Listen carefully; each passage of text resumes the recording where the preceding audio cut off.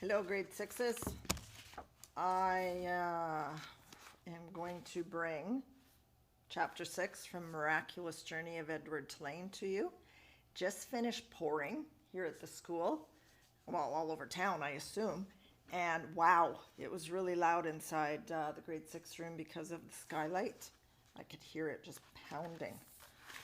Hopefully the farmers are feeling a little more ready for any seeding if they're still waiting, or the people wanting to plant gardens maybe are feeling a little happy with the moisture. Okay, here we go. Chapter 6. Here is the title page. There's a hat. Do you remember? Edward Tulane was wearing a sorry about that.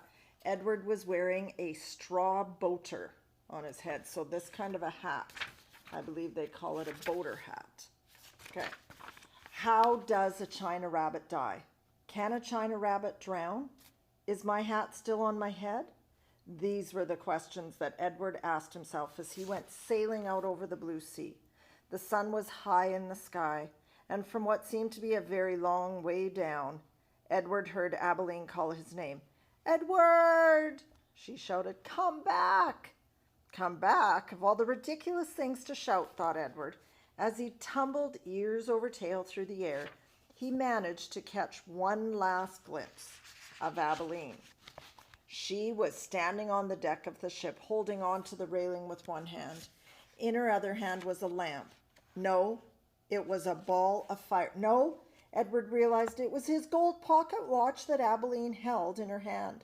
She was holding it up high, and it was reflecting the light of the sun. My pocket watch, he thought. I need that. And then Abilene disappeared from view, and the rabbit hit the water with such tremendous force that his hat blew off his head. That answers that question, thought Edward, as he watched the hat dance away on the wind. And then he began to sink.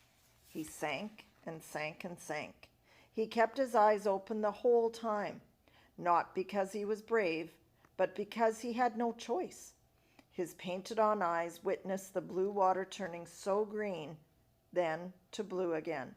They watched as it finally became as black as night. Here's the picture. Poor Edward. Edward went down and down.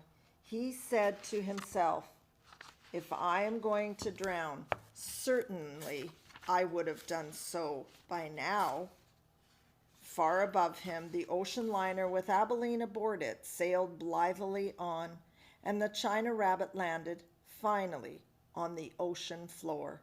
Face down, and there, with his head in the muck, he experienced his first genuine and true emotion. Edward Tulane was afraid. Alrighty, guys and ladies, we'll stop there. Your 5 questions are, okay, question number 1. What kind of a hat was it that Edward was wearing? So I showed you this picture, and it was some sort of straw hat. What was the specific name they called it? And number 2, what was it that Edward saw when he was looking back at the ship? At first he thought it was a ball of fire, and then he's like, oh no, first he said a lamp. No, a ball of fire. No, what was it really? And number 3, when Edward landed on the bottom of the ocean floor, was he face up or face down? Number 4,